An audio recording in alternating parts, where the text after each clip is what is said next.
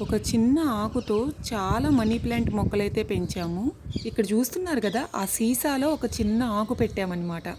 అది పెరిగి ఇంత మొక్క అయింది. సో, ఒక్కొక్క ఆకుని కూడా సపరేట్ చేసి ఇలా వేరే వేరే వాటిల్లో పెంచుతున్నామన్నమాట.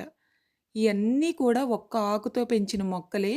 ఈ సీసాలో ఒక చిన్న ఆకు పెట్టాము. మనీ ప్లాంట్ మొక్క అయితే సీసాలో కూడా చాలా బాగా పెరుగుతుంది. ఇప్పుడు మీకు చూపిస్తున్న మొక్క అయితే అసలు ఎంత పెద్దగా పెరిగిందో. అది కూడా చాలా ఫాస్ట్‌గా.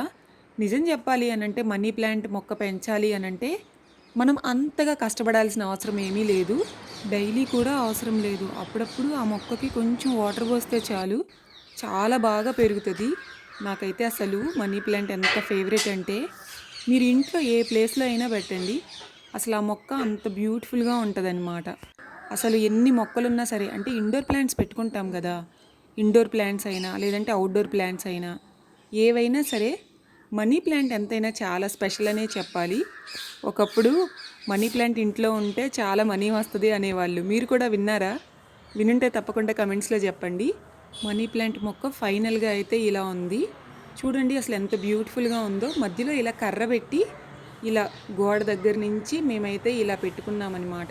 తమలపాకు మొక్క కూడా ఒక కుండీలోనే పెంచాము. ఆ మొక్క కూడా చాలా బాగా పెరుగుతుంది. అది ఎలా పెంచాలి అదంతా కూడా ఒక వీడియో అయితే పెట్టాను. డిస్క్రిప్షన్ బాక్స్‌లో లింక్ ఇస్తాను చూడండి. బాయ్.